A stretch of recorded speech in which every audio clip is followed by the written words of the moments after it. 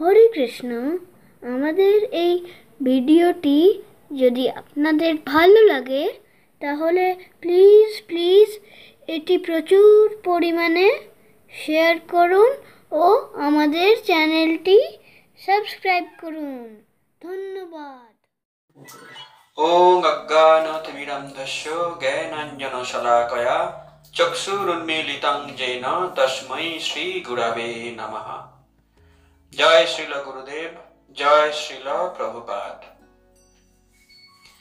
আজকে আমাদের যে ডিসকোর্স তার টপিক হচ্ছে শিব তত্ত্ব। শিবকে বলা হয় আশুতোষ, অর্থাৎ খুব অল্পেই তিনি সন্তুষ্ট হন, অল্পেই তিনি বর প্রদান করেন।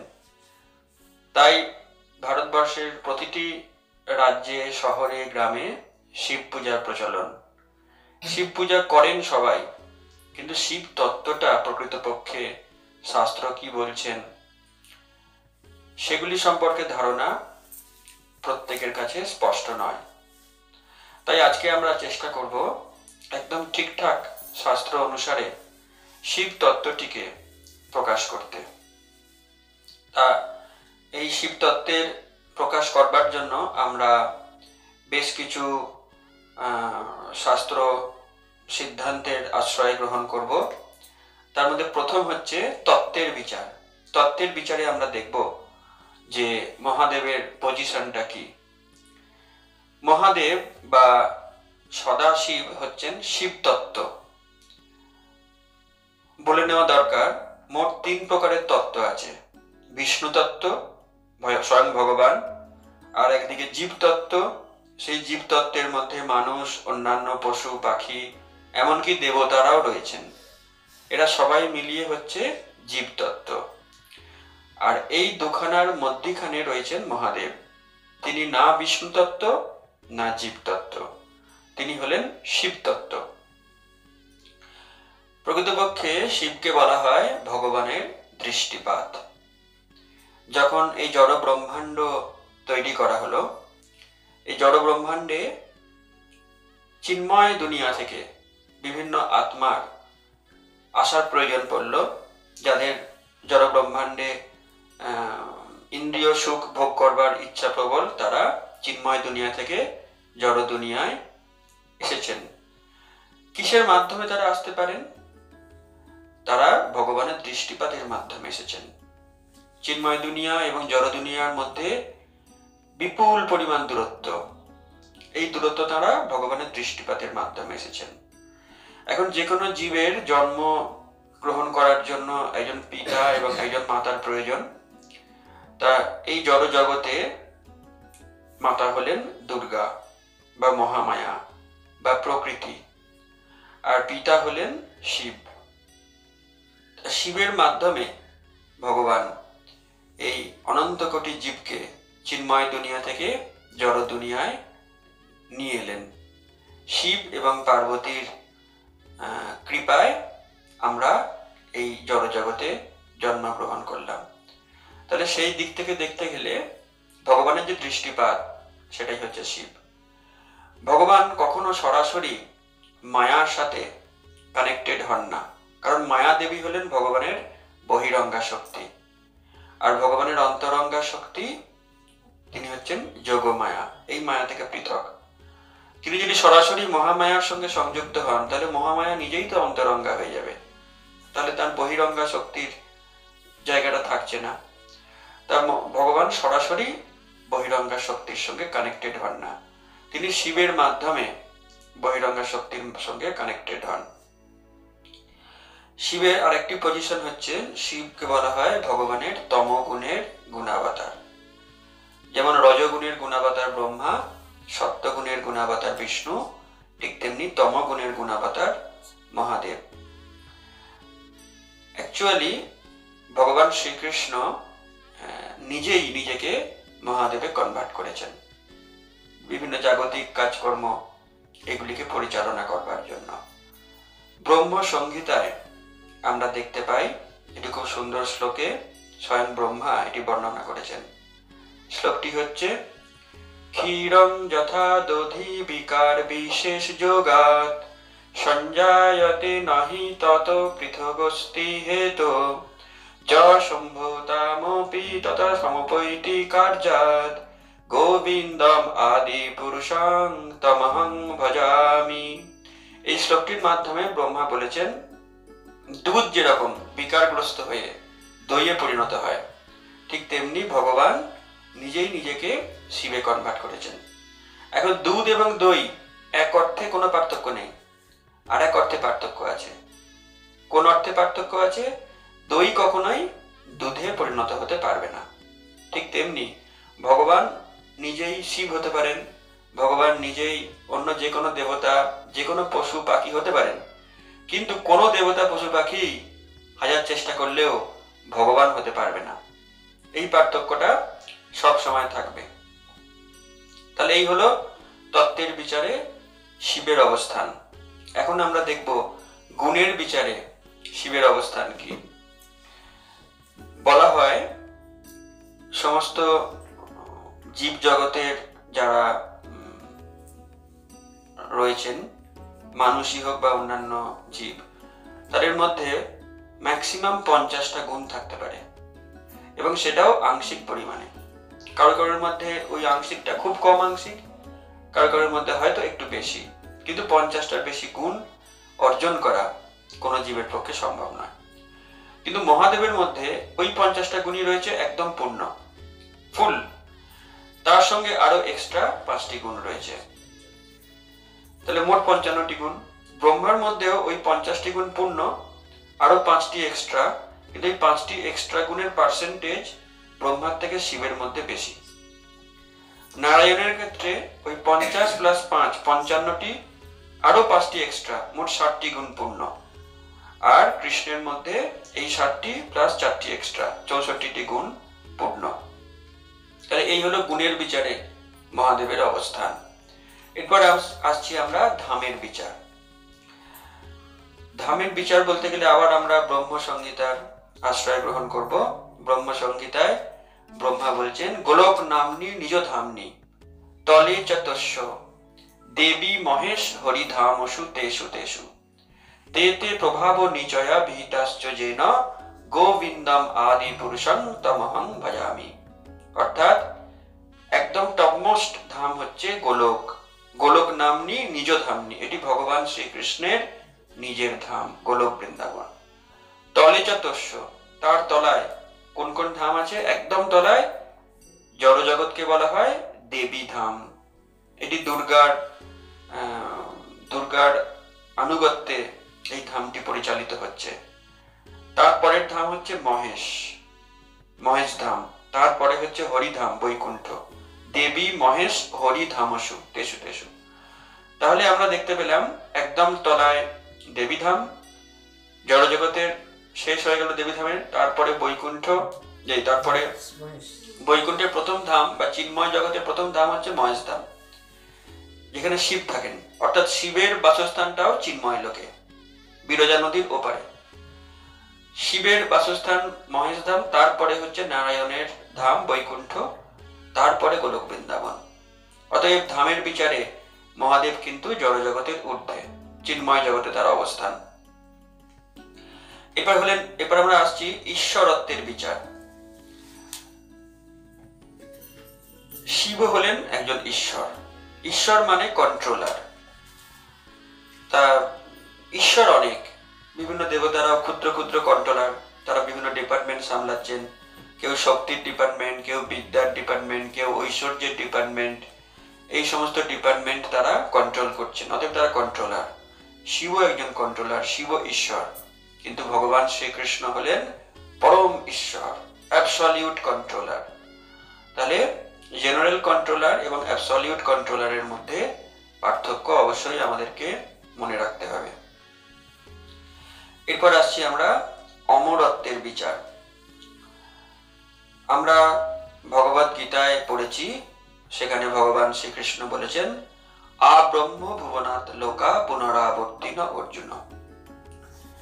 এই ব্রহ্মাণ্ডের ব্রহ্মা থেকে আরম্ভ করে একটি পিঁপড়ে পর্যন্ত প্রত্যেকেই জন্ম মৃত্যু চক্রের অধীন। অর্থাৎ এর প্রত্যেকের জন্ম আছে, প্রত্যেকের মৃত্যু আছে। এমনকি সমস্ত দেবতারাও এই চক্রের অধীন। আপনি ইন্দ্র বলুন, মরুত বলুন, বরুণ বলুন, সমস্ত দেবতাদেরও একটা সময় আসবে যখন তারা ওই পদ থেকে নেমে আসতে বাধ্য হবেন। তাহলে শিব কি এই জন্ম মৃত্যু চক্রের অধীন? না, সদাশিব এই জন্ম মৃত্যু চক্রের বাইরে। কারণ তার অবস্থানটাই তো জড় ব্রহ্মাণ্ডের ওপারে, চিন্ময় লোকে। চিন্ময় লোকে যারা আছেন তাদের কখনই জন্ম মৃত্যু চক্র তাদেরকে স্পর্শ করতে পারে না। কিন্তু শিবের যারা অবতার, যাদেরকে বলা হয় রুদ্র, রুদ্রের উৎপত্তি হয়েছিল ব্রহ্মার ক্রোধ থেকে। এই রুদ্রই কিন্তু এই জড় ব্রহ্মাণ্ড ধ্বংস করবার চার্জে আছেন। সদাশিব এই সব কাজে থাকেন না, কিন্তু তার অবতার রুদ্র, সেই রুদ্র জড়জগৎ ধ্বংস সাধন করেন। এই রুদ্র কিন্তু এই ব্রহ্মাণ্ড ধ্বংস হওয়ার সঙ্গে সঙ্গে রুদ্রেরও কাজ শেষ। কিন্তু সদাশিব এই ব্রহ্মাণ্ড ধ্বংস হোক বা না হোক, তিনি সবসময় ছিলেন, আছেন এবং থাকবেন। এরপর আসছি মহাজনতার বিচার। শিব সাধারণ কোনো দেবতাও নন, তিনি একজন মহাজন। শ্রীমদ্ ভাগবতমে দ্বাদশ মহাজনের উল্লেখ করা আছে। 12 জন মহাজন হচ্ছেন আমাদের দিক নির্দেশক। তারা আমাদের আধ্যাত্মিক পথের সন্ধান দেন, গাইড করেন। সেই 12 জনের মধ্যে শিব অন্যতম। শাস্ত্র আমাদের বলছেন, স্বয়ম্ভু নারদ শম্ভু, কুমার কপিল মনু, প্রহ্লাদ জনক ভীষ্ম, বলির বৈয়ার সখীর বয়ম। তাহলে এই 12 জনের মধ্যে 3 নম্বরে কার নাম? শম্ভু। শম্ভু অর্থাৎ মহাদেব, তিনি আছেন 3 নম্বরে। এরপর আমরা আসছি গুরুতত্ত্বের বিচার। মহাদেব শুধু একজন মহাজন নন, তিনি একজন গুরু, তিনি আমাদের পরম গুরু। আমাদের যে 4টি বৈষ্ণব সম্প্রদায় আছে পদ্মপুরাণ অনুযায়ী, শ্রী ব্রহ্মা, রুদ্র, সনকা, বৈষ্ণবা, ক্ষিতি পাবনা। এই 4টি সম্প্রদায়ের মধ্যে 3 নম্বর সম্প্রদায়টির নাম হচ্ছে রুদ্র সম্প্রদায়। এই রুদ্র সম্প্রদায় নাম থেকেই আমরা বুঝতে পারছি যে এটি প্রণয়ন করেছেন কে? মহাদেব।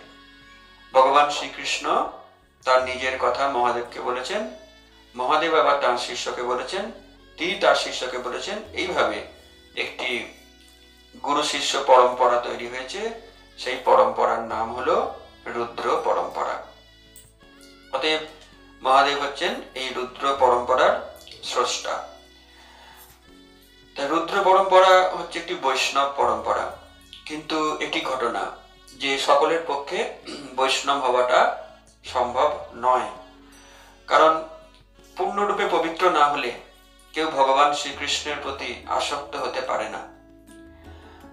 তাহলে যে সমস্ত মানুষ তারা জড়জাগতিক যে ইন্দ্রিয় তৃপ্তি, সুখভোগ, এগুলির প্রতি তারা জড় সুখভোগ করতে করতে একটা সময় তারা অনাসক্ত হয়ে যাবেন, তাদের আর এই ইন্দ্রিয় তৃপ্তি ভালো লাগবে না, তাদের আধ্যাত্মিক উপলব্ধির ইচ্ছা হবে। অথচ তারা সকলেই বৈষ্ণব হতেও পারবেন না, কারণ তাদের মধ্যে অনেকের অনেক অপরাধ আছে। তার ফলে ভগবান শ্রীকৃষ্ণের প্রতি তারা আসক্ত হতে পারবে না। তাহলে তাদের কে গাইড করবে? তারা একদিকে জাগতিক আকর্ষণ থেকে নিজেদেরকে সরিয়ে নিয়েছেন, অন্যদিকে তারা ভগবান শ্রীকৃষ্ণের প্রতি আকৃষ্ট হওয়ার মতন অতটা পবিত্র স্থানে যেতে পারছেন না। তো ভগবান শিবকে নির্দেশ দিলেন যে তুমি এদেরকে আশ্রয় দাও, তুমি এদেরকে ধাপে ধাপে সেই পরম লক্ষ্যের দিকে নিয়ে চলো। তখন ভগবান শ্রীকৃষ্ণের আদেশে মহাদেব এলেন শঙ্করাচার্য হিসাবে। পদ্মপুরাণে পার্বতীকে মহাদেব বলেছেন যে অসৎ শাস্ত্রং প্রচ্ছন্নম বৌদ্ধমুচ্যতে, আমি একটি অসৎ শাস্ত্র প্রণয়ন করব, যেটি কিনা প্রচ্ছন্ন বৌদ্ধবাদ। পুরো শ্লোকটি এরকম, মায়াবাদম অসৎ শাস্ত্রং প্রচ্ছন্নম বৌদ্ধমুচ্যতে মৈব বিহিতং দেবী কলৌ ব্রাহ্মণ মূর্তিনা। এর মানে হচ্ছে, হে দেবী, কলিযুগে ব্রাহ্মণ ঘরে জন্মগ্রহণ করে আমি মায়াবাদ নামক একটি অসৎ শাস্ত্র প্রণয়ন করব, যেটি কিনা প্রচ্ছন্ন বৌদ্ধবাদ। এটি প্রণয়ন করবার প্রয়োজন কোথায়? না, বেদ শাস্ত্রে যে যজ্ঞের বিধান আছে, সেই যজ্ঞের মাধ্যমে পশু বলি দেওয়া হতো। এতে ওই পশুটি বলি দেওয়ার সঙ্গে সঙ্গে সে মনুষ্য শরীর লাভ করত, সেই পশুটিরও উপকার হতো, আবার যিনি যজ্ঞে তাকে আহুতি দিলেন তারও উপকার হতো। কিন্তু কালক্রমে ব্রাহ্মণদের একটি পশুকে বলি দিয়ে মানুষে পরিণত করবার যে ক্ষমতা, সেই ক্ষমতা নষ্ট হয়ে যায়। তখন তারা কি করে, কেবল মাংস খাওয়ার জন্য বিভিন্ন যজ্ঞে পশু বলি দিতে শুরু করে। যেমন আমরা এখনো দেখি কালী পুজোয় পাঁঠা বলি দেওয়া হয়। কেন দেওয়া হয়? মাংস খাওয়ার জন্য। তা এটি একটি অপরাধ। তা এই কাজটি এত বেশি পরিমাণে হচ্ছিল যে সেটি বন্ধ করবার জন্য ভগবান স্বয়ং গৌতম বুদ্ধ হিসাবে এলেন এবং তিনি এসে যজ্ঞে পশু বলি দেওয়া বন্ধ করলেন। তিনি বৌদ্ধ ধর্ম প্রচলন করলেন। কিন্তু ভগবান একভাবে কাজ করেন আর মানুষে সেটিকে অন্যভাবে পণ্ড করে দেয়। তা ভগবান অহিংসাকে আনার জন্য, পশু বলি বন্ধ করার জন্য এই বিশেষ ধর্ম প্রণয়ন করলেন। কিন্তু কালক্রমে দেখা গেল এই যারা তথাকথিত বৌদ্ধ, তারা বিভিন্ন পারস্য বা জাপান, চীন এইসব দেশে প্রসারিত হলো এবং ওই সমস্ত দেশের যাবতীয় পৈশাচিক বিভিন্ন সংস্কারকে তারা গ্রহণ করলো। গ্রহণ করে আসল উদ্দেশ্য থেকে তারা অনেক দূরে ছিটকে গেল। তা এই সমস্ত মানুষদেরকে আবার আধ্যাত্মিক পথে ফিরিয়ে আনা প্রয়োজন। তার জন্য ভগবান শিবকে পাঠালেন। তা শিব যেটা বললেন সেটি হচ্ছে প্রচ্ছন্ন বৌদ্ধবাদ। কারণ এই সমস্ত বুদ্ধিস্টদের প্রকৃত পথে আনতে গেলে বৌদ্ধ ধর্মের সাহায্য নিয়েই এগোতে হবে, নাহলে তারা আসবে না। তাই মায়াবাদটা একটি প্রচ্ছন্ন বৌদ্ধবাদ। এইভাবে তিনি মায়াবাদ প্রণয়ন করলেন, মায়াবাদী ভাষ্য রচনা করলেন এবং এই সমস্ত বুদ্ধিস্ট ও অন্যান্য আধ্যাত্মবাদী তাদেরকে গাইড করলেন। তো এখনো ভারতবর্ষের বেশিরভাগ দেখা যায় যত রকমের আধ্যাত্মিক প্রতিষ্ঠান আছে, তারা অনেকেই কম বেশি মায়াবাদ দ্বারা আক্রান্ত। কিন্তু মায়াবাদটি প্রকৃত আধ্যাত্মিক পথ নয়। প্রকৃত আধ্যাত্মিক পথ হচ্ছে বৈষ্ণব পথ। ওটি কিছু মিসগাইডেড হয়ে যাওয়া মানুষকে অ্যান্টিবায়োটিক দেওয়া, তাদেরকে ঠিকঠাক পথে আনার জন্য। কিন্তু অ্যান্টিবায়োটিক ওষুধ কি সবসময় খেতে হয়? ওটি বিশেষ পরিস্থিতিতে খাওয়া প্রয়োজন। সেই পরিস্থিতি দূর হয়ে গেলে ওটির আর প্রয়োজন নেই। তাই ভগবান শঙ্করাচার্য এটি বিশেষ পরিস্থিতিতে কিছু মানুষকে বৈদিক যে অনুশাসন তার মধ্যে আনবার জন্য প্রণয়ন করেছিলেন। অতএব গুরুতত্ত্বের বিচারে আমরা দেখলাম একদিকে শিব কি করেছেন, রুদ্র পরম্পরা, বৈষ্ণব পরম্পরার সৃষ্টি করেছেন। আবার একদিকে যারা সরাসরি বৈষ্ণব পরম্পরায় আসার যোগ্য নয়, তাদেরকে গাইড করার জন্য এই মায়াবাদ পরম্পরাও তৈরি করেছেন। এখানে শিবের একটি মহান দায়িত্ব। এত মানুষকে শিব আস্তে আস্তে ধীরে ধীরে ভগবান শ্রীকৃষ্ণের দিকে গাইড করে নিয়ে যাচ্ছেন। তা এরপর আসছি আমরা বৈষ্ণবতার বিচার।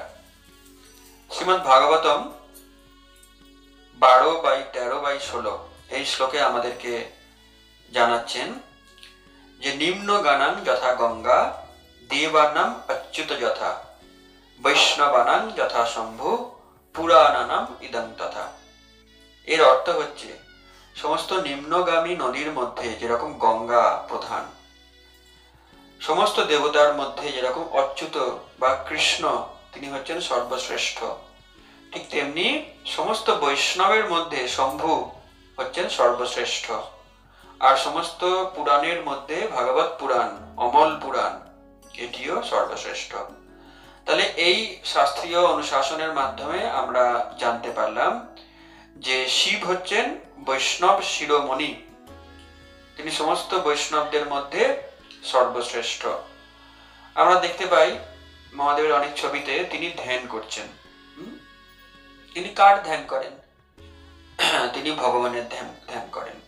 ভগবান শঙ্কর্ষণ বা কখনো দেখা যায় ভগবান রামচন্দ্রের তিনি উপাসনা করেন।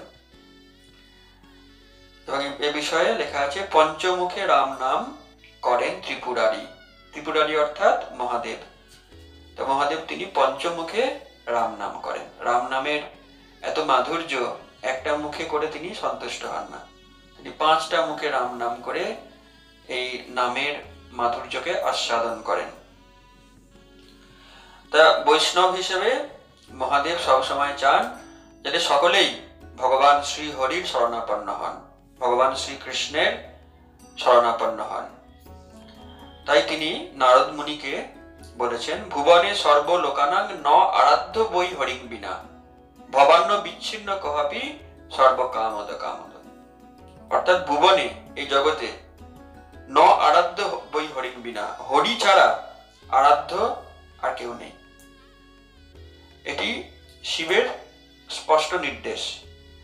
ভগবান শ্রীহরি বা ভগবান শ্রীকৃষ্ণ ছাড়া আর কাউকে আরাধনা করার প্রয়োজন নেই, কারণ তিনি ভবান্ন বিচ্ছিন্ন কহাপি, তিনি এই যে ভববন্ধন সেখান থেকে মানুষকে মুক্ত করতে পারেন এবং সর্বকামদ কামদ, তিনি সকলের সমস্ত কামনা পূরণ করতে পারেন। তাই শিবের স্পষ্ট মত হলো একমাত্র ভগবান শ্রীকৃষ্ণকেই আরাধনা করা উচিত। এই প্রসঙ্গে আমরা আরেকটা জিনিস আলোচনা করতে পারি যে দেবী পার্বতী তিনি যখন দেখতেন শিব চোখ বন্ধ করে ধ্যান করছেন, তখন তারও মনে হতো যে শিব আবার কার তপস্যা করছেন, এটা তো জানতে হবে, তিনি শিব কার আরাধনা করেন।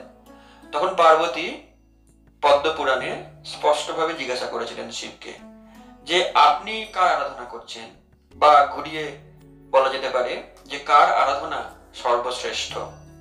তখন পার্বতীকে শিব বলেছিলেন, আরাধনানাং সর্বেশাং বিষ্ণু আরাধনানাং পরম তস্মাৎ পরতরম দেবী তদীয়ানাং সমর্চনম। উনি বলেন, হে দেবী, সমস্ত আরাধনার মধ্যে বিষ্ণু আরাধনা বা ভগবান শ্রীকৃষ্ণের আরাধনা হচ্ছে পরম আরাধনা। তবে তার থেকেও শ্রেষ্ঠ হচ্ছে সেই ভগবান শ্রীহরির কোন ভক্তের আরাধনা করা, কারণ কেবলমাত্র ভক্তের কৃপাতেই কেউ ভগবানকে লাভ করতে পারে, সরাসরি ভগবানকে লাভ করা অসম্ভব। তাই ভগবানের কোন ভক্তের কৃপার মাধ্যমে আমরা ভগবানের প্রতি অগ্রসর হতে পারি। সেই কারণে শাস্ত্র বারবার বলছেন, কোন শুদ্ধ ভক্তকে নিজের গুরু হিসেবে গ্রহণ করুন এবং সেই গুরু নির্দেশ অনুযায়ী ভগবান শ্রীকৃষ্ণকে লাভ করুন। মহাদেবেরও তাই মত। তাই আমরা মহাদেবের পূজা যদি করতে চাই, অবশ্যই আমরা করতে পারি কি হিসাবে না, মহাদেবকে আমরা ভগবানের ভক্ত মনে করে পূজা করব। মহাদেব কিন্তু স্বয়ং ভগবান নন, এই জায়গাটা আমাদের পরিষ্কার করে বুঝতে হবে। আমরা প্রথম থেকেই বিভিন্ন শাস্ত্র নির্দেশ আলোচনা করে আসছি, তার মাধ্যমে আমরা অলরেডি বহুবারই এটি বলেছি যে মহাদেব হচ্ছেন শ্রীকৃষ্ণের অধীন তত্ত্ব, স্বয়ং ভগবান হচ্ছেন শ্রীকৃষ্ণ। মহাদেব যদিও কৃষ্ণের প্রকাশ, তবুও তিনি কৃষ্ণের অধীন তত্ত্ব, তিনি কৃষ্ণের পরম ভক্ত, তিনি বৈষ্ণব শ্রেষ্ঠ, কিন্তু তিনি স্বয়ং ভগবান নন। তাই যদি মহাদেবকে পূজা করেন, নিশ্চয়ই করবেন, কিন্তু ভগবানের ভক্ত হিসাবে তাকে পূজা করবেন, তাহলে আপনার পূজা অবশ্যই সার্থক হবে। চৈতন্য মহাপ্রভু এ ব্যাপারে বলেছেন, শ্রী বদনে কৃষ্ণচন্দ্র বলেন আপনে, শিব যে না পূজে সেবা মোরে পূজে কেনে। একটি মাধ্যমে মহাপ্রভু বলেছেন, যে শিবকে পূজা করে না সে আমার পূজা কেন করে, কারণ তার পূজা নিরর্থক, আমি গ্রহণ করব না। আমার ভক্ত বৈষ্ণব শ্রেষ্ঠ শিবের মাধ্যমে আমার কাছে এসো, তাহলে আমি খুব খুশি হব। তাহলে শিবকে কি হিসেবে পূজা করবেন? ভগবানের ভক্ত, গুরু, পরম গুরু হিসেবে পূজা করতে পারেন। এবং শিব চৈতন্য মহাপ্রভু লীলায় সবসময় তার পাশাপাশি থাকতেন অদ্বৈত আচার্য রূপে। অদ্বৈত আচার্য একদিকে যেরকম সদাশিবের অবতার, আবার অপরদিকে তেমন তিনি মহাবিষ্ণুর অবতার।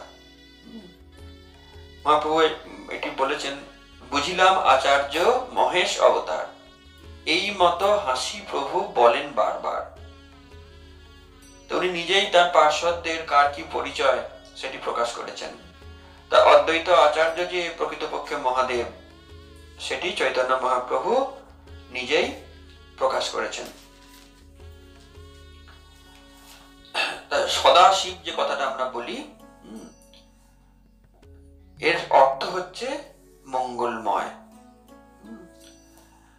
তা শ্রীমদ্ ভাগবতম 3/28/22 এই শ্লোকে বলা হচ্ছে, যচ্ছৌচ নিঃসৃত সরিত প্রবরোদকেন তীর্থেন মূর্ধাদিকৃতেন শিব শিব ভূত। যে শিব কেমন করে শিব হলেন, এই শ্লোকের মাধ্যমে সেটি বর্ণনা করা হচ্ছে। আমরা জানি যে ভগবানের চরণ স্পর্শ করে গঙ্গা নেমে এসছে চিন্ময় লোক থেকে। তা ভগবানের চরণ ধোয়া জল হচ্ছে গঙ্গা। সেই ভগবানের চরণ ধোয়া জলকে যিনি নিজের মাথায় ধারণ করেছেন তিনি কে? শিব। শিবের জটার মাধ্যমে গঙ্গা জড়জগতে এসছে। এখানে বলা হচ্ছে যে ভগবান শ্রী বিষ্ণুর চরণ ধৌত জলকে মাথায় ধারণ করার ফলেই শিব মঙ্গলময় হয়েছেন। শিব শিবভূত। শিব শিব হয়েছেন কিভাবে?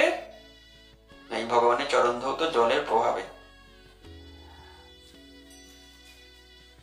তা চৈতন্য ভাগবত শাস্ত্রে এ ব্যাপারে বলা হচ্ছে, শুনো শিব তুমি মোর নিজ দেহ মন, যে তোমার প্রিয় সে মহার প্রিয়তম। শিবকে ভগবান বলছেন, তুমি আমার নিজের দেহ, তুমি আমার নিজের মন, আর তোমার যে প্রিয় সে আমার প্রিয়তম। তাহলে আমাদেরকে, যদি আমরা মহাদেবের প্রিয় হই, অবশ্যই আমরা ভগবান শ্রীকৃষ্ণের প্রিয়তম হব। আর মহাদেবের প্রিয় কিভাবে হওয়া যায়? ভগবান শ্রীকৃষ্ণের আরাধনা করার ফলে।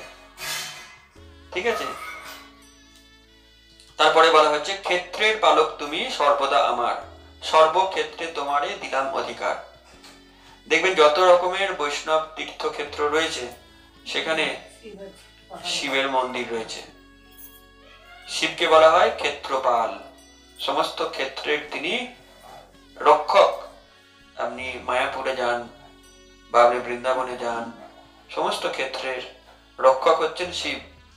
কাজেই যে কোনো তীর্থক্ষেত্রে প্রবেশ করতে গেলে মহাদেবের অনুমতি সাপেক্ষেই সেটি আমাদের প্রবেশ করতে হবে।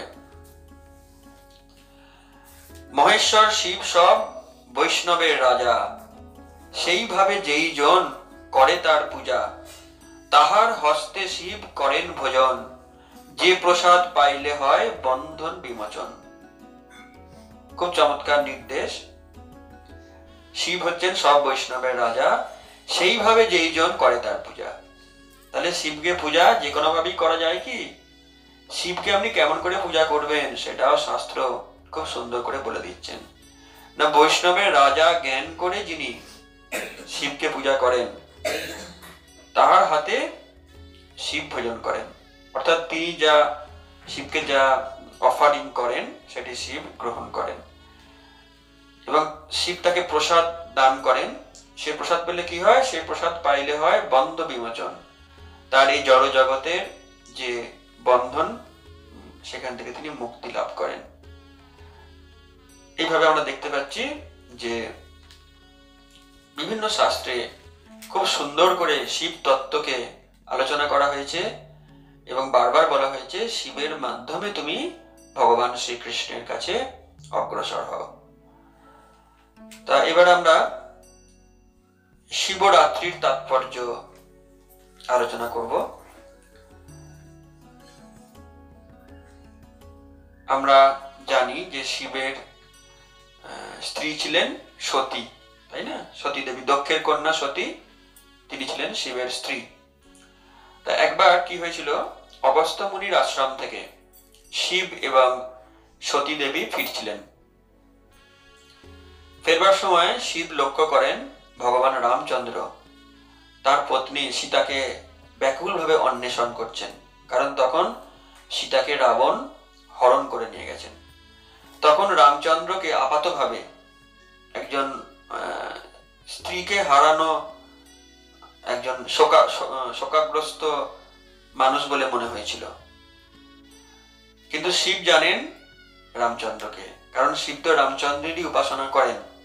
যখনই বনপথে শিব রামচন্দ্রের সাক্ষাৎ পেলেন, সঙ্গে সঙ্গে শিব মাটিতে পতিত হয়ে দণ্ডবত প্রণাম করলেন রামচন্দ্রের উদ্দেশ্যে। এতে সতী দেবী খুব অবাক হলেন যে আমার স্বামী শিব, তাকে সবাই প্রণাম করেন, আর একজন শোকগ্রস্ত মানুষ, তিনি স্ত্রীকে খুঁজে বেড়াচ্ছেন, তাকে আমার স্বামী দণ্ডবত প্রণাম করলেন, ব্যাপারটা কি? তিনি জিজ্ঞাসা করলেন শিবকে যে তুমি কাকে প্রণাম করলে? তখন শিব বললেন যে উনি ভগবান রামচন্দ্র, উনি আমার প্রভু, উনি সকলের প্রভু, পরমেশ্বর, তাই আমি তাকে প্রণাম করলাম। সতী ভাবলেন যে স্বয়ং ভগবান পরমেশ্বর তার স্ত্রী হারাবে কেন? ভগবানের স্ত্রী কখনো হারাতে পারে? আর তিনি শোকগ্রস্ত হবেন কেন? এগুলি সবই লোক শিক্ষার্থে ভগবানের লীলা। তা সতী দেবীর মনে হলো আমি একটু দেখব সত্যি উনি ভগবান কিনা, তার ক্ষমতার পরীক্ষা আমি নেব। তখন সতী কি করলেন? সতী তখন স্বয়ং নিজেই সীতা দেবীর মতন রূপ ধারণ করলেন এবং রামচন্দ্রের সামনে গিয়ে হাজির হলেন। তা রামচন্দ্র দেখেই বুঝতে পেরেছেন, যদিও ইনি সীতার রূপ ধারণ করেছেন, কিন্তু অ্যাকচুয়ালি ইনি সতী। ওনাকে দেখেই রামচন্দ্র হেসে বললেন যে আপনার ভোলানাথ কোথায়? আপনি একা এসছেন কেন? তখন সতী বুঝতে পারলেন যে ইনি স্বয়ং ভগবান, না হলে ইনি আমার ছদ্মবেশ কখনোই ধরতে পারতেন না। এখন যেহেতু সতী দেবী কিছুক্ষণের জন্য সীতার রোল প্লে করেছেন, কাজেই মহাদেব তাকে আর স্ত্রী হিসাবে গ্রহণ করলেন না, কারণ মহাদেবের কাছে সীতা হলেন মা, রামচন্দ্র পিতা, সীতা তার মা, তাহলে মায়ের রোল প্লে করেছেন, কাজেই সতীকে তিনি আর স্ত্রী হিসাবে গ্রহণ করতে পারছেন না। যাই হোক, এর পরবর্তীকালে দক্ষ যজ্ঞ করেন, এই প্রসঙ্গে আমরা আর যাচ্ছি না, এগুলো সবারই জানা কথা। এবং সেই যজ্ঞে শিব অপমানিত হন, সতী দেহত্যাগ করেন।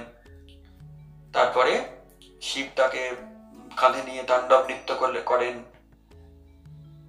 এবং ভগবান শ্রীকৃষ্ণ সুদর্শন চক্র দিয়ে তার শরীর বিভিন্ন জায়গায় কেটে কেটে ফেলেন।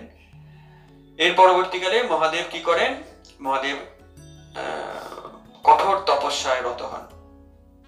এদিকে সতী দেবী তিনি দেহত্যাগ করে আবার তিনি শরীর গ্রহণ করেন। এবার তিনি এলেন হিমালয়ের কন্যা পার্বতী হিসাবে। তা তিনি পার্বতী হিসেবে জন্মগ্রহণ করার পর তিনি কামদেবের সাহায্যে মহাদেবের ধ্যান ভঙ্গ করেন এবং মহাদেবকে সন্তুষ্ট করার জন্য তিনিও তপস্যা করেন, মহাদেবের মন জয় করেন। তার ফলে মহাদেব পার্বতীকে তার স্ত্রী হিসাবে গ্রহণ করেন এবং মহাদেবের সঙ্গে পার্বতীর বিবাহ যে রাত্রে অনুষ্ঠিত হয়েছিল, সেই রাত্রিটিকেই আমরা শিবরাত্রি হিসাবে উদযাপন করি। তাহলে এটি হচ্ছে শিবরাত্রির মাহাত্ম্য। তাই আমরাও যদি মহাদেবকে বৈষ্ণব রাজা, বৈষ্ণব শ্রেষ্ঠ হিসাবে সন্তুষ্ট করতে পারি, শিবরাত্রি ব্রত উদযাপন করতে পারি, তাহলে তার মাধ্যমে শিব এবং ভগবান শ্রীকৃষ্ণ সন্তুষ্ট হবে। ঠিক আছে, এই হলো শিব তত্ত্বের বিচার। আপনাদের সকলকে অনেক ধন্যবাদ। হরে কৃষ্ণ।